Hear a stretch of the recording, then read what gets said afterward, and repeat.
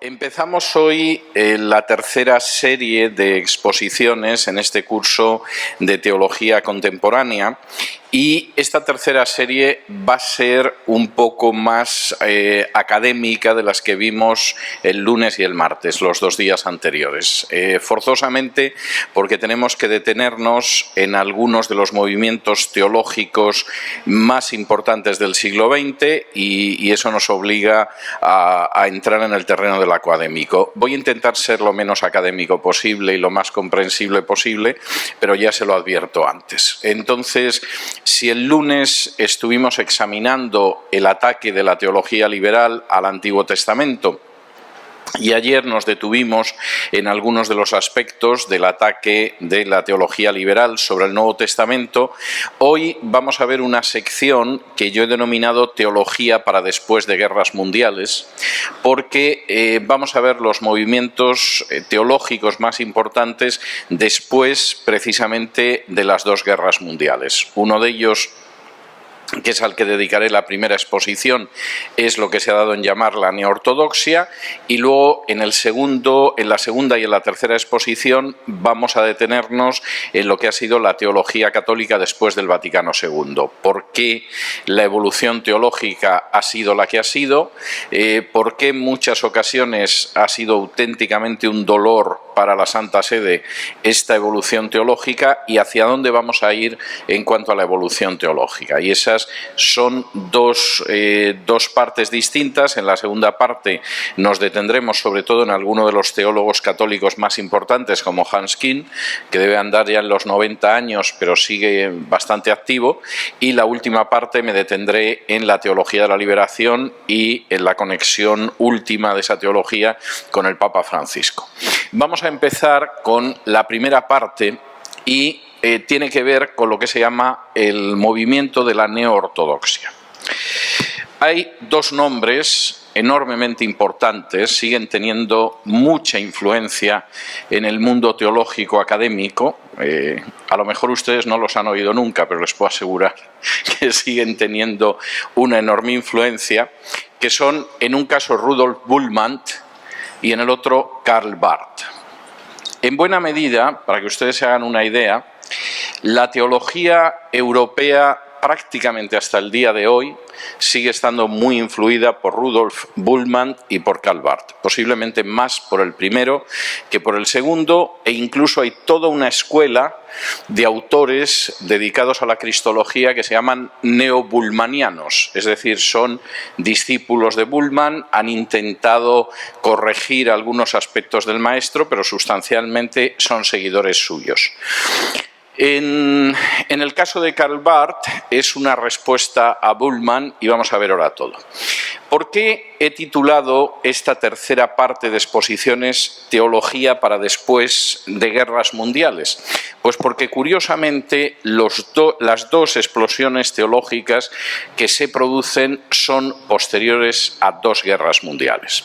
La teología liberal, a la que hemos hecho referencia en las 2 primeras exposiciones, tenía una visión absolutamente optimista del mundo. Y durante el siglo XIX, entre que se fue avanzando en el terreno de las libertades, porque más o menos ciertas libertades se fueron admitiendo en todos los países europeos, desaparecieron las monarquías absolutas, incluso monarquías como podía ser la monarquía del zar en Rusia o la monarquía del Kaiser en Alemania, tenían un parlamento, y en ese parlamento, por ejemplo, había diputados socialistas, lo cual era algo absolutamente impensable solo unas décadas antes.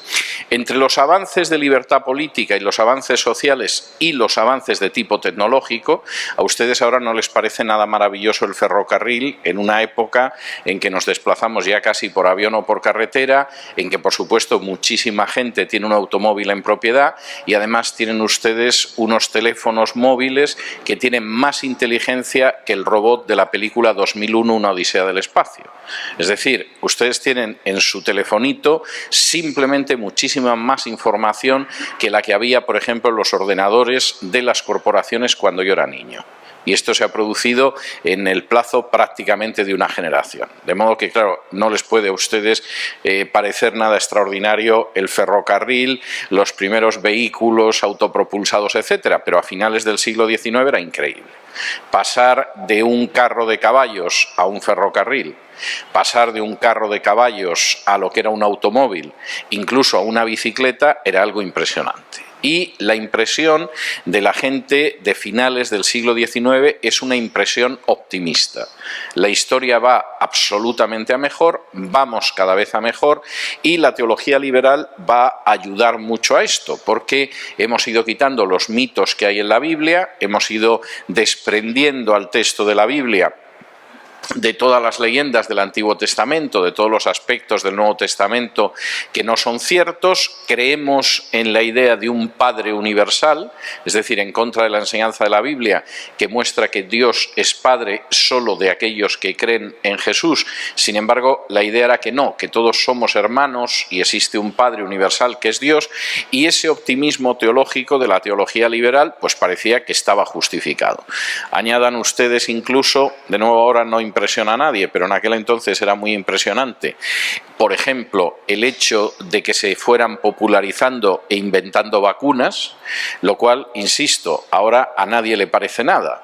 Pero en una época donde de pronto se producía un brote de cólera y morían poblaciones enteras y de pronto alguien da con una vacuna frente a ello, pues evidentemente estamos hablando de un universo de progreso maravilloso en el que creían sobre todo los europeos. Incluso las aventuras coloniales del siglo XIX, fundamentalmente en Asia y en África, pues son vistas como el avance de la luz y de la razón. O sea, ahí están los pobres negros de África y llegamos nosotros y los explotamos todo lo que podemos, pero en realidad lo que estamos haciendo es llevándoles la civilización a todos ellos. O como decía el premio Nobel de Literatura Rudyard Kipling, estamos llevando la carga del hombre blanco. No es que saqueemos la India, no. Es que los británicos tenemos una carga propia del hombre blanco hacia los indios. Por supuesto, a los indios no les preguntaron si estaban de acuerdo con que los británicos llevaran la carga expoliando la India. Esta visión enormemente optimista se quiebra con la Primera Guerra Mundial. Es decir, aquí se supone que vamos hacia la hermandad universal, el reconocimiento de una especie de Dios como Padre, el avance indefinido, la felicidad, la libertad absoluta. Bueno, pues eso naufraga totalmente en los campos de batalla de Europa. Y además, la Primera Guerra Mundial, que comienza en 1914, tiene como particularidad que todo el mundo pensaba que la iba a ganar y iba a ser una guerra corta, y apenas unos meses después del inicio, todo el mundo está paralizado en las trincheras. La imagen típica de la Primera Guerra Mundial es un frente que no se mueve porque efectivamente lo que sucede es que no hay manera de avanzar con los nuevos adelantos militares. La ametralladora impide que la infantería avance, por ejemplo. Cuando se empieza a utilizar el gas ya es imposible avanzar y entonces el territorio de Europa se ve surcado por unas trincheras en las que no se puede mover nadie. Es más, cuando se intenta un ataque para salir de las trincheras y conquistar terreno, por ejemplo la batalla del Somme en 1916, en los 10 primeros minutos de la batalla mueren 20.000 soldados británicos. Es imposible pasar por las alambradas, además con armas como era la ametralladora. De manera que toda esa visión optimista de la teología y toda esa visión absolutamente triunfalista de lo bien hacia lo que vamos, gracias entre otras cosas a la luz que arrojamos los teólogos, se quiebra en la Primera Guerra Mundial. Y esto tiene dos consecuencias inmediatas, que son, por un lado, el intento del liberalismo teológico de sobrevivir como sea y, por el contrario, el intento de enfrentarse a ese liberalismo teológico. Porque, en fin, la Primera Guerra Mundial, que en aquel entonces no se sabía que era la primera, era simplemente la Gran Guerra, había demostrado lo que daba de sí el ser humano. El primer intento por mantener el liberalismo teológico a toda costa, y tengo que decir que sigue teniendo una enorme influencia todavía en la teología alemana, en la teología francesa, en la teología suiza, en general la teología del centro de Europa, es Rudolf Bultmann. Rudolf Bultmann. De hecho, para que ustedes se hagan una idea, la edición de la Teología del Nuevo Testamento de Rudolf Bultmann en español la publica una editorial católica. Es decir, de alguna manera, editoriales evangélicas yo creo que ninguna se atreve, y con razón. Pero su Teología del Nuevo Testamento, que es un tomo considerable y es interesante, la publica una editorial católica. Nadie dentro del mundo de la teología se puede permitir volver la espalda a Bultmann. El problema es que Bultmann edifica una teología en la que intenta distinguir el mito de la realidad. Y en esa distinción del mito y de la realidad, casi todas las doctrinas cristianas son mito. Por ejemplo, la Teología del Nuevo Testamento de Bultmann tiene algunos capítulos que son interesantes, están muy bien desarrollados, por ejemplo en relación con Pablo, pero el relativo a Jesús es para decir que no sabemos nada de Jesús. Es decir, los evangelios son un conjunto de mitos, se han ido cosiendo esos mitos y al final, a la hora de la verdad, no sabemos nada. Suponemos que sí, que existió alguien que se llamaba Jesús y que lo crucificaron en algún momento, pero nada más. Con lo cual, como ustedes comprenderán, la fe cristiana no tiene dónde apoyarse y no tiene dónde sujetarse, simplemente no hay nada. Y que luego te digan que Pablo era un genio y que sus cartas son interesantes y que el cristianismo además consiguió fusionar el mundo de Israel con el mundo clásico, etcétera, todo eso suena muy bien, pero al final no hay manera de sostener en absoluto nada que tenga una mínima solidez. Si efectivamente no sabemos nada de Jesús, si los evangelios son un mito, si por supuesto ni resucitó ni cosa parecida, pues ustedes comprenderán que no tiene ningún sentido ser cristiano, ¿no? Podrían crear una secta igual sobre la base de la Guerra de las Galaxias, que hay una, de Star Wars o algo por el estilo, y tendría exactamente la misma solidez. Y en este sentido, la teología de Bultmann es tremenda. Lo tremendo del asunto es que Bultmann sí que creía. O sea, esta es una de esas paradojas que a mí me llaman la atención. Yo he conocido a gente que conoció personalmente a Bultmann, y Bultmann era una persona que insistía en que creía. Pero que efectivamente, bueno, para creer, pues no hacía falta que tampoco las cosas fueran verdad, se cree y punto. Claro, esto que filosóficamente puede tener cierta defensa, como ustedes comprenderán, es un absoluto absurdo, porque claro, es como si yo digo que creo en Blancanieves, ¿no? Y que es el motor de mi salvación, y que efectivamente Blancanieves garantiza que yo voy a vivir después de la muerte. Sí, lo puedo creer, pero evidentemente no se trata de creer, se trata de en quién se cree, y evidentemente la teología de Bultmann no se sostiene. A pesar de ello, quiero insistir en el asunto, Bultmann sigue siendo un teólogo de enorme importancia. La lectura de Bultmann es obligatoria en los seminarios católicos para cualquier persona que haga teología sistemática o que esté haciendo Sagrada Escritura. Es un autor que no se puede eludir, Rudolf Bultmann, y tiene una serie de seguidores que se han dedicado a escribir vidas de Jesús, a cual peor, pero que siguen siendo libro de texto en seminarios, en algún caso incluso en seminarios protestantes. Frente a Bultmann se va a alzar un personaje, a mi juicio, tremendamente notable, pero que al mismo tiempo tiene sus luces y sus sombras, que es Karl Barth.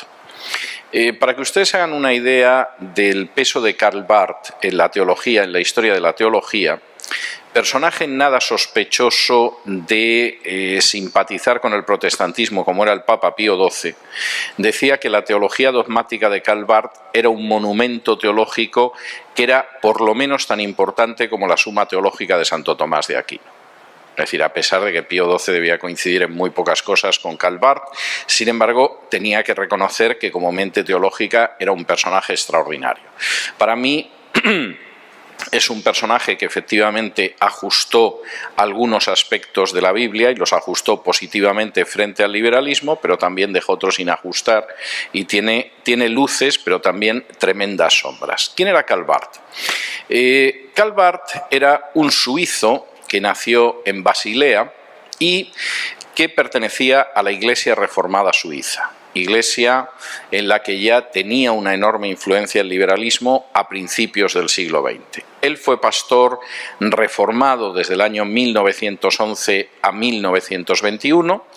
En esa época en la que él es pastor reformado, empieza a escribir un comentario sobre la carta a los romanos que se va a convertir realmente en uno de los textos más importantes de la teología del siglo XX, al menos de la primera mitad del siglo XX. Tengo que decir que no me parece que el comentario a la carta a los romanos de Karl Barth sea nada excepcional, pero claro, en un mundo contaminado por el liberalismo teológico, que alguien dijera lo que dice la Biblia, siquiera en parte, pues era un terremoto. Y en este sentido pasa como pasa con algunos teólogos católicos, que cuando dicen algo que se parece a la Biblia, dentro de lo que es el catolicismo, pues es auténticamente un terremoto. A lo mejor la cosa no es para tanto, pero causa esa impresión.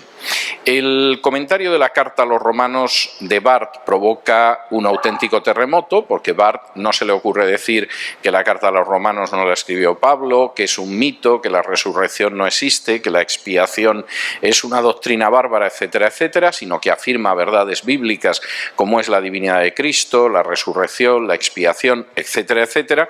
Y de hecho eso provoca un terremoto tal que inmediatamente a Barth le ofrecen que se dedique a enseñar teología en vez de seguir siendo pastor en un pueblo de Suiza. Y va a empezar una larga carrera como teólogo, como profesor de teología. Enseñó en Gotinga de 1921 a 1925, enseñó en Münster ya en Alemania de 1925 a 1930 y enseñó en Bonn de 1930 a 1935.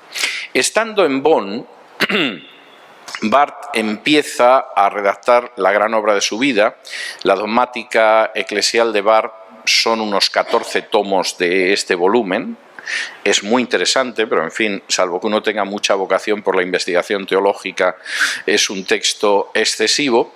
Pero precisamente cuando él está enseñando en Bonn, en Alemania, Hitler llega al poder. Y aquí se va a producir una situación en la que, curiosamente, las iglesias que hay en Alemania se van a dividir. La Iglesia Católica, el mismo año que Hitler llega al poder, firma un concordato con Hitler. Es decir, luego pueden contar que si el Papa Pío XII era contrario a Hitler, que es la historia que se cuenta ahora, la verdad es que se firma un concordato con Hitler a las pocas semanas de llegar al poder, lo cual para Hitler, que era un advenedizo al que todo el mundo miraba como diciendo de dónde ha salido este sujeto, le vino muy bien porque efectivamente la Iglesia Católica, la Santa Sede, le daba una cierta autoridad. Es decir, si viene a tu casa a comer Donald Trump, pues no es igual que si voy a comer yo. O sea, no nos vamos a engañar, y en ese sentido al nazismo le vino de maravilla el concordato con Pío XII. ¿Qué pasó con las iglesias protestantes? Dentro de la iglesia oficial, la Evangelische Kirche, la iglesia evangélica, que era la iglesia luterana alemana, se produjo una división en tercios. Es decir, hubo aproximadamente un tercio de los pastores que apoyaron a Hitler, por razones diversas. Es decir, va a poner orden de una vez en este país que lleva 20 años dando tumbos, va a ser un valladar contra el comunismo, y el Partido Comunista Alemán era el más fuerte de todos los partidos comunistas, con la excepción de la Unión Soviética, que era un régimen comunista, y hubo una tercera parte de los pastores que, por supuesto, apoyaron a Hitler, con mayor o menor entusiasmo, pero lo apoyaron. Hubo otra tercera parte que quiso mantenerse neutral. Es decir, lo que haga o deje de hacer Hitler o cualquier otro político es algo que no nos importa. Nosotros estamos encerrados dentro de nuestras iglesias y, en fin, nos dedicamos a hacer la labor que tenemos que hacer y no tiene mayor importancia. Y hubo otro tercio que se opuso desde el principio a Hitler. Y se opuso, por ejemplo, porque había que realizar un juramento de lealtad a Hitler, por ejemplo, en las universidades y en las facultades de teología, o se opuso por lo que se llamaba el párrafo ario, y es que las iglesias no podían contar entre sus pastores con gente que fuera de ascendencia judía o que fueran judíos. Y efectivamente consideraron que esto era intolerable. Entre la gente que se opuso al párrafo ario estaba un pastor de Berlín que se llamaba Martin Niemöller, que había sido capitán de submarinos durante la Primera Guerra Mundial, es decir, lejos de ser un personaje que fuera pacifista o algo de este tipo, pero que consideraba que efectivamente no se podía corromper el mensaje de la Biblia porque se le antojara a Hitler o a nadie. Y Niemöller empezó a predicar algunas predicaciones en las que tenía la osadía de decir: seguid al rabí judío Jesús de Nazaret. Lo cual era cierto, pero ya pueden ustedes imaginarse que no era para ganarle popularidad dentro del nacionalsocialismo. A Niemöller lo detuvieron. Como todavía los nazis no estaban muy afianzados en el poder, el juez lo puso en libertad después de juzgarlo, y a la salida del tribunal lo estaba esperando un automóvil de la Gestapo para llevarlo a un campo de concentración, donde lo metieron y estuvo hasta que terminó la guerra. Hay una anécdota curiosa que muestra la influencia de Niemöller, y es que en un momento determinado Hitler, cuando se celebraba su cumpleaños, en vez de recibir regalos, concedía deseos. Entonces reunía a generales, mariscales, etcétera, y les pedía un deseo. Y uno de los mariscales veteranos de la Primera Guerra Mundial, en uno de los cumpleaños, le pidió a Hitler la libertad de Niemöller.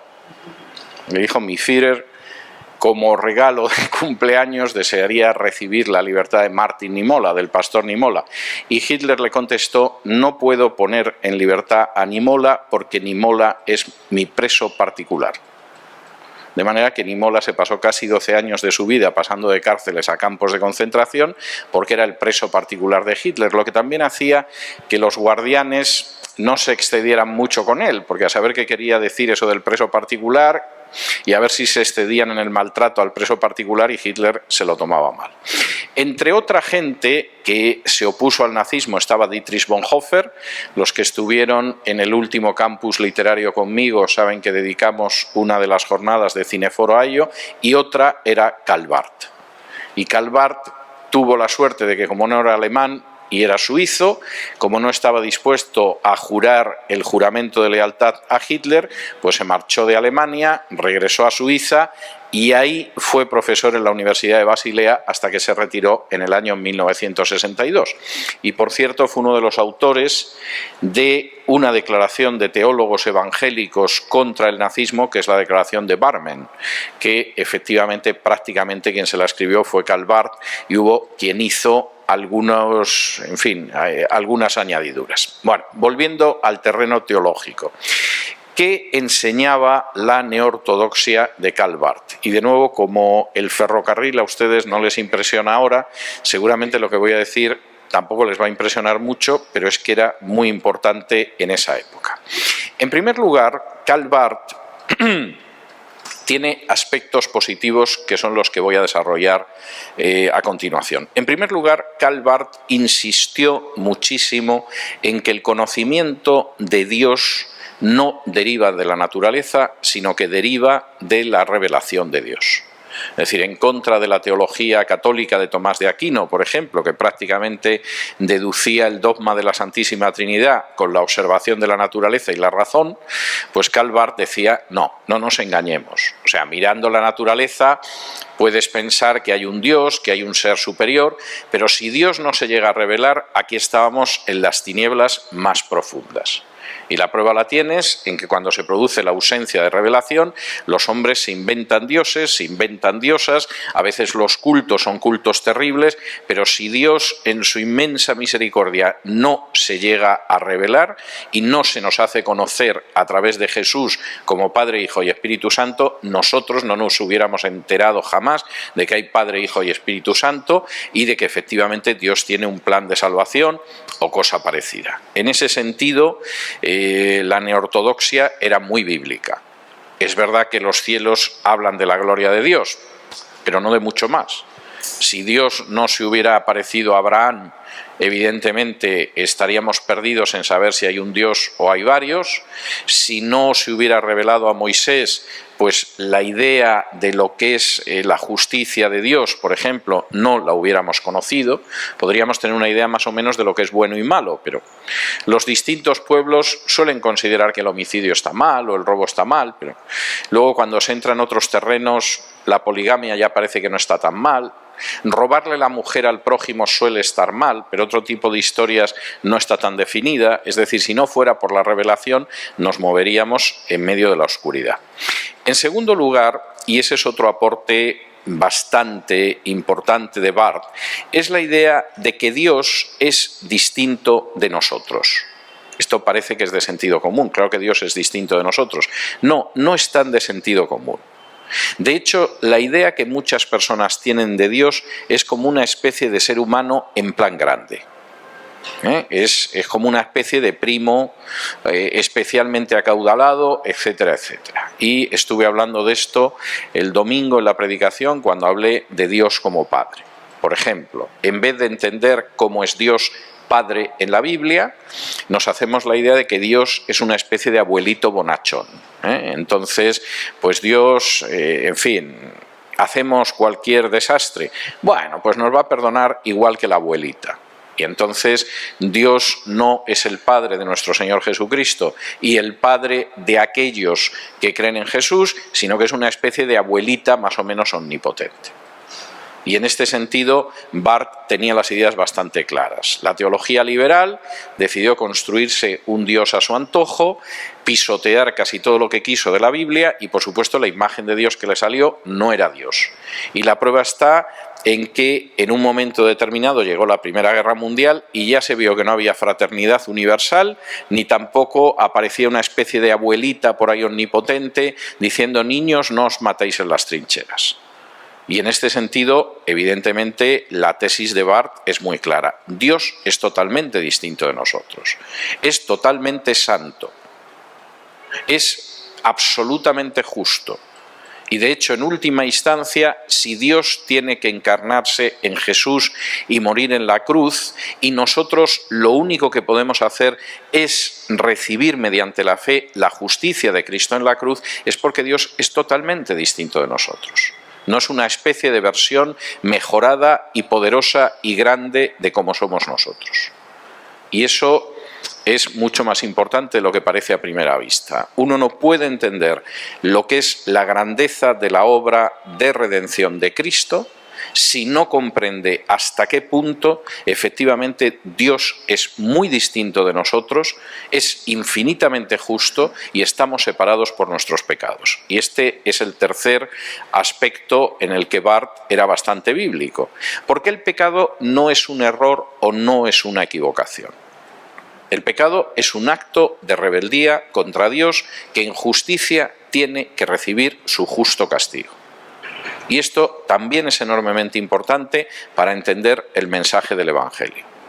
Hace unos años yo estaba entrevistando en mi programa de radio a un joven actor que estaba interpretando Crimen y Castigo de Dostoyevsky en el teatro, en aquella época. Y entonces él encarnaba al protagonista, a Raskolnikov, que es un joven ruso que decide mejorar el mundo, pues destruyendo a alguien de los que hacen mal, y se pone a mirar a su alrededor y se encuentra con una vieja que es una usurera.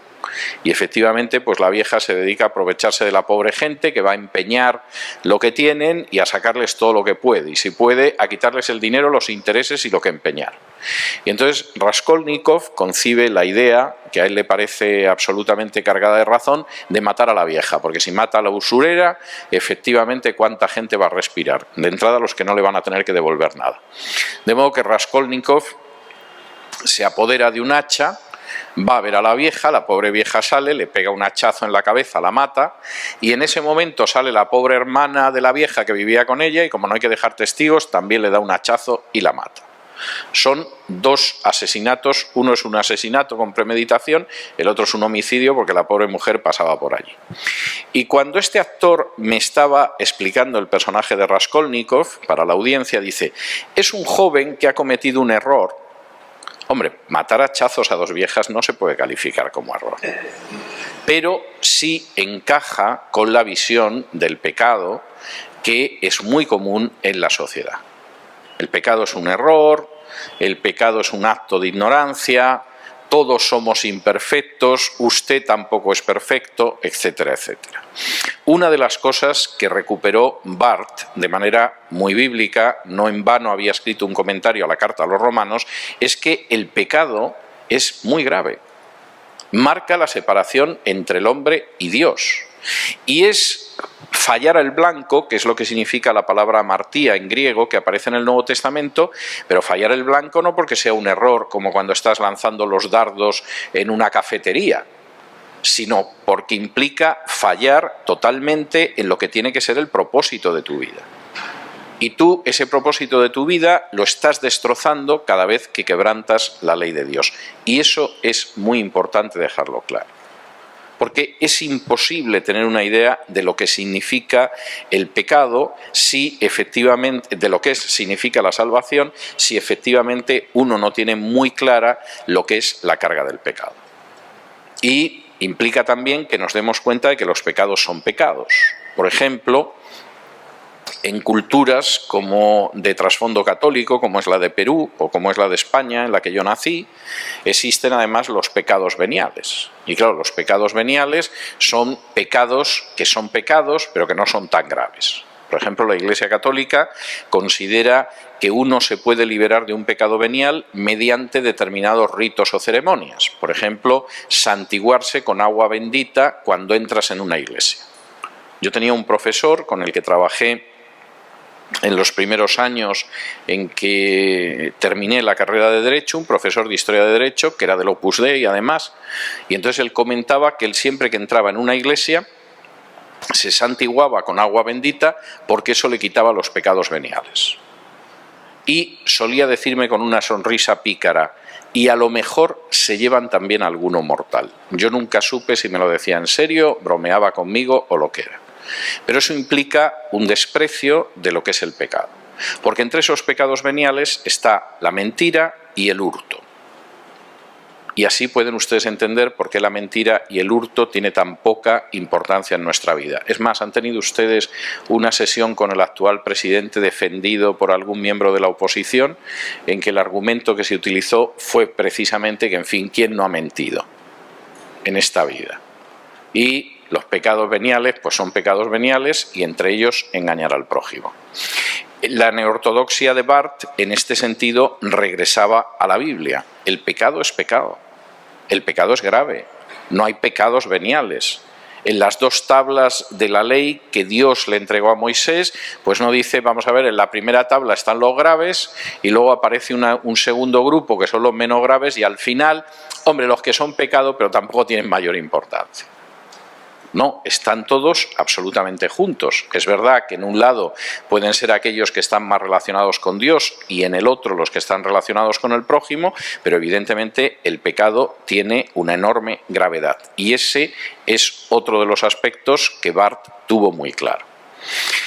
En ese sentido, la verdad es que la teología de Barth tiene muchos aspectos positivos y explica por qué tuvo mucha influencia, porque para mucha gente efectivamente esto era por lo menos una cierta corriente de aire fresco. Es decir, Barth creía que Cristo había resucitado, Barth creía en la Trinidad. No pensaba que Jesús fuera un extraviado o un personaje mítico que anduvo por Galilea hace 20 siglos. Estaba convencido de que sin la revelación de Dios realmente no podemos conocer a Dios a cabalidad. O sea, simplemente mirando las estrellas, pues alguien habrá hecho esto. Es verdad, a eso llegas, pero a mucho más no llegas. Y por supuesto tenía muy claro lo que eran las ideas de pecado, las ideas de expiación y la idea de la justificación por la fe. Incluso, y esto es bastante notable, Barth tenía un conocimiento de historia del cristianismo absolutamente excepcional. Si alguna vez por curiosidad, porque yo no les voy a recomendar que lean la dogmática eclesial de Barth, pero si alguna vez por curiosidad acceden ustedes a alguno de sus volúmenes, y son volúmenes que están colocados sistemáticamente la doctrina de Dios, Cristo, la salvación, la revelación, etc., en cualquiera de las divisiones del volumen empieza a citar teólogos desde la antigüedad, la Edad Media, el periodo de la Reforma, y aquello es verdaderamente un océano de erudición. O sea, hay ocasiones que si de pronto te dicen, bueno, prepara una conferencia, yo qué sé, sobre esta doctrina a lo largo de la historia, vas a la teología dogmática de Barth y prácticamente te soluciona el problema. Era una persona de enorme erudición. Y eso hace que, por ejemplo, él cuestionara algunas prácticas de la iglesia a la que él pertenecía, que era la Iglesia Reformada Suiza, como es el bautismo de niños. Porque lo que él se encontraba es que el bautismo en la Biblia es un bautismo de adultos, la gente se bautiza siempre después de convertirse y de realizar una confesión de fe, y además otra cosa con la que él se encontraba, y eso es enormemente importante, es que efectivamente durante siglos solo se bautizaban adultos, no se bautizaban niños. Y la influencia de Barth en ese sentido fue tan grande que durante su vida la Iglesia Reformada Suiza decidió que dejaba a voluntad de los padres si bautizaba a los niños o dejaba que se bautizaran de adultos. Y en este sentido, esos son aspectos muy positivos. Aspectos negativos de Barth que hay que tenerlos en cuenta. A pesar de que los liberales consideran que Barth era demasiado conservador, es decir, por regla general un teólogo liberal tiene que reconocer que Barth era una mente privilegiada, pero al mismo tiempo considera que era demasiado conservador en muchos aspectos. La verdad es que hubo aspectos en los que Barth también era liberal y le quedó un pozo del liberalismo en el que él se educó. A todo eso tengo que decir que era un personaje, yo tuve algún profesor de teología, muy liberal por cierto, que había sido alumno de Barth. Y había sido alumno de Barth en Suiza y me contaba que las clases eran algo absolutamente increíble, porque Barth llegaba, se sentaba, sacaba su reloj de bolsillo, lo abría y estaba hablando sin parar, sin una sola nota durante una hora. Llegaba al final de la hora, cerraba su bolsillo, se levantaba y se iba. Pero lo que todo el mundo le sorprendía era cómo era capaz de estar enhebrando un tema teológico especialmente complicado de esa manera, sin estar continuamente recurriendo a notas o algo por el estilo. Y decía que las clases de Barth eran impresionantes, o sea, lo que sabía y además había memorizado era absolutamente increíble, pero tenía aspectos negativos. El primer aspecto negativo es que Barth no creía en la inerrancia de la Biblia. O sea, él creía que había porciones de la Biblia que efectivamente eran mitos. Y en ese sentido, luego el problema era saber exactamente dónde estaba el mito, cómo separabas el mito de lo que no era mito, etcétera, etcétera. Pero Barth, por supuesto, creía que la Biblia tenía errores. Y en ese sentido no tenía errores cuando decía que Cristo había resucitado, no tenía errores cuando enseñaba la doctrina de la expiación, no tenía errores cuando hablaba de la justificación por la fe, etcétera, etcétera, etcétera, pero la Biblia sí tenía errores y no creía en la inerrancia de la Biblia. Y ese, a mi juicio, es el talón de Aquiles, el punto débil de la teología de Barth. Segundo, y este todavía es más peligroso, porque este ha entrado incluso en denominaciones conservadoras del ámbito evangélico. Barth insistía en que la Biblia no es la palabra de Dios, sino que contiene la palabra de Dios. Ahora, esto es tremendo, ¿eh? Esto que se lo he oído yo predicar a algún maestro bautista me da escalofríos, porque efectivamente,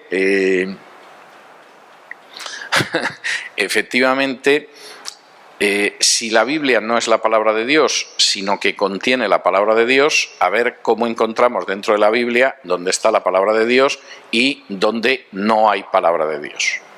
Entonces, claro, esto es complicado. Es decir, vale, de acuerdo que la resurrección de Cristo sí sabemos que es palabra de Dios. La Trinidad es palabra de Dios. La justificación por la fe es palabra de Dios. La doctrina de la expiación. ¿Y los milagros de Jesús lo son o no lo son? Es decir, cuando de pronto cura a la muchachita que está muerta, efectivamente ahí nos encontramos con que ahí sí está contenida la palabra de Dios, o eso es un mito que se le ocurrió a alguien y esta pobre chica lo que estaba era desmayada de hambre, por ejemplo. Cuando de pronto nos encontramos con un episodio como David, que efectivamente se enfrentaba con Goliat y acabó con Goliat. Por cierto, no sé si alguien se ha dado cuenta de que David, el número de piedras que metió en su zurrón era el número de personas que significaban Goliat y sus hermanos. Es decir, David debió de pensar, lo mismo mato a Goliat, pero van a venir luego los demás. Y si se molestan ustedes en verlo, sumen el número de hermanos de Goliat y es el número de piedras que cogió David. O sea, David salió con la idea de que estos a lo mejor no respetan el acuerdo y yo me cargo al gigante y vienen los otros a por mí y me voy a tener que defender de ellos. Bien, esto es un mito. ¿Esto es una historia para animar el orgullo nacional de los israelitas o en realidad eso es palabra de Dios? Bueno, pues ese es el gran problema de la teología de Barth, que insiste en que la Biblia no es la palabra de Dios, sino que contiene la palabra de Dios.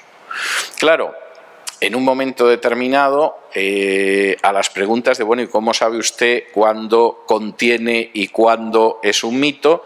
Pues él decía, eso se nota en el efecto de la predicación. Esa es una respuesta, en fin, bastante débil, porque hay gente que predica majaderías y la gente se entusiasma. Es decir, que realmente no es así. O como decía un amigo mío, Dios puede sacar unas consecuencias edificantes de una errónea interpretación de un versículo oscuro de un profeta menor, pero no se lo pongamos tan difícil. Entonces, claro, en última instancia, bueno, pues hay gente que se emociona escuchando disparates desde un púlpito. Eso no significa que se esté predicando la palabra de Dios. De modo que, insisto, este es el talón de Aquiles de Barth. Y el otro gran talón de Aquiles de Barth, que es donde efectivamente se ha cargado mucho contra él, es que Barth hubo una época en que creía que al final todo el mundo se iba a salvar. Es decir, de alguna manera Cristo había pagado por los pecados y en algún momento, puesto que había pagado, no creía en la redención limitada como el calvinismo, sino que creía en una redención universal, pues hombre, no se iba a desperdiciar la sangre de Cristo de ninguna manera y en algún momento seguramente todos se acabarían salvando, no sabemos cómo. Al final de su vida, Barth ya no creía en esto. Es decir, cuando le preguntaban, ¿sigue usted creyendo en el universalismo? ¿Sigue usted creyendo que al final todos se van a salvar? Decía, no lo sé. Es decir, esa seguridad que había tenido en una época, había dejado de tenerla y efectivamente no lo creía. Ahora, en términos generales,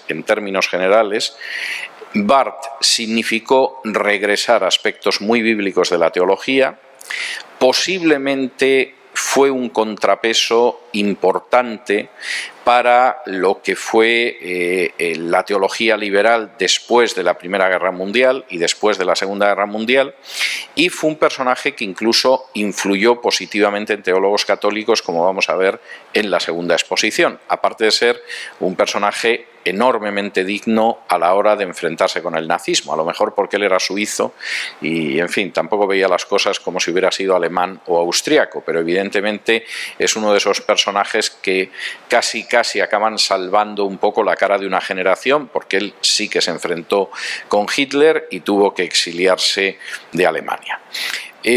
Vamos a dejar aquí esta primera parte y luego vamos a entrar en teología para después de la Segunda Guerra Mundial, pero antes de que tengamos 5 minutos de descanso, ¿alguien quiere hacer alguna pregunta, algún comentario sobre la teología de Barth?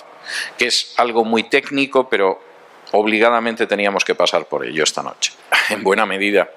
Hombre, vamos a ver, el problema del liberalismo teológico es que el liberalismo teológico estaba convencido de que llevaba la antorcha de la luz y en realidad estaba arrastrando a las personas y a las iglesias hacia las tinieblas.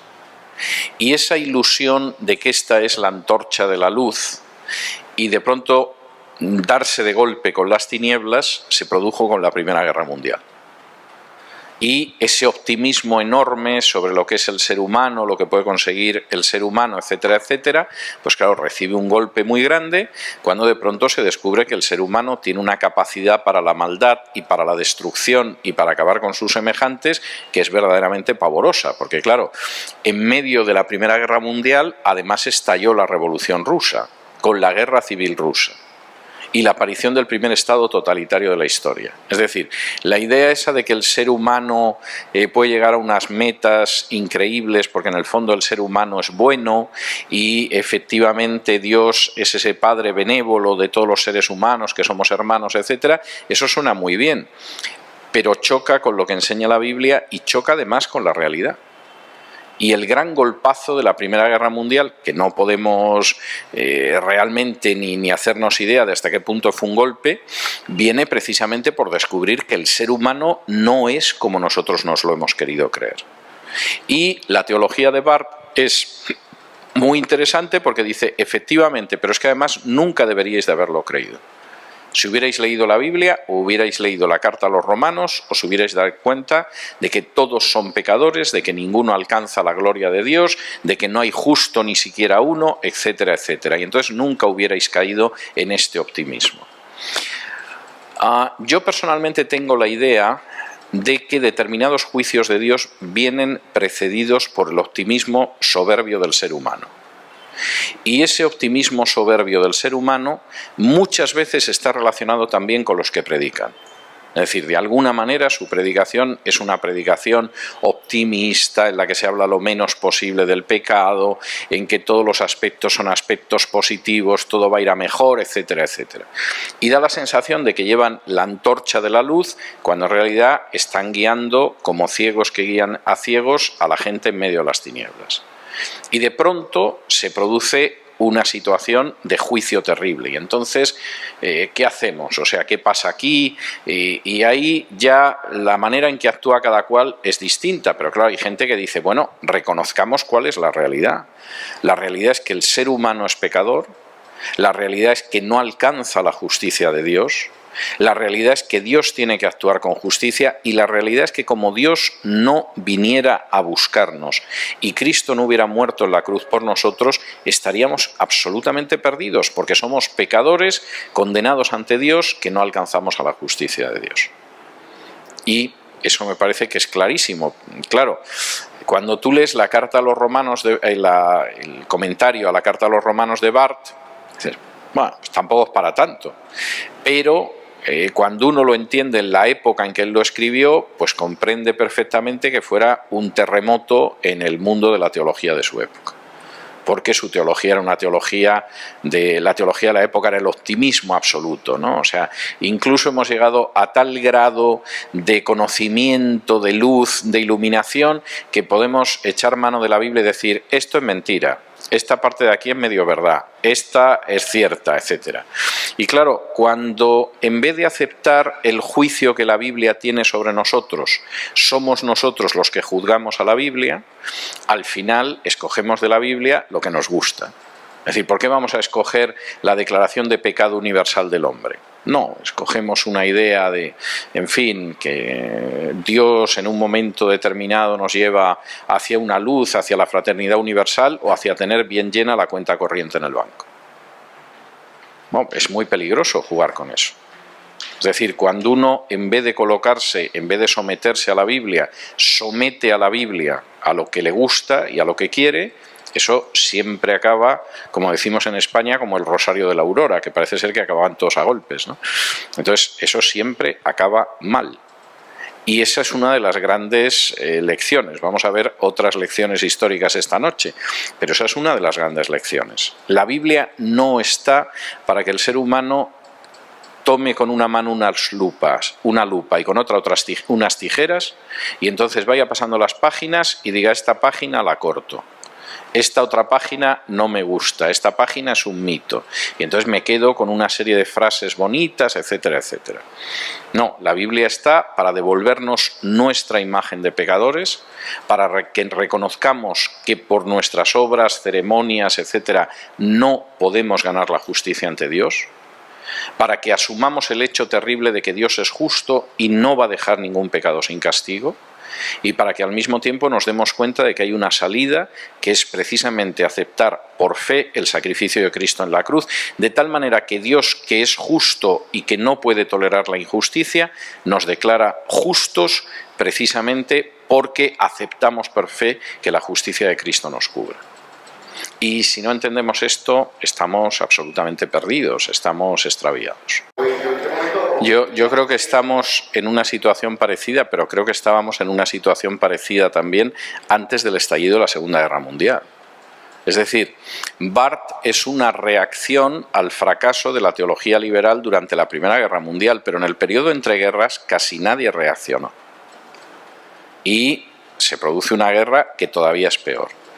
Y nosotros, y es de lo que van a tratar las dos siguientes exposiciones, estamos en una serie de desarrollos teológicos que se han producido desde la Segunda Guerra Mundial hacia acá, y es muy importante lo que sucede desde el Concilio Vaticano II hacia acá y lo que pasa dentro de la Iglesia Católica, porque efectivamente en el momento en el que tú no vuelves a la Biblia, las consecuencias siempre son malas.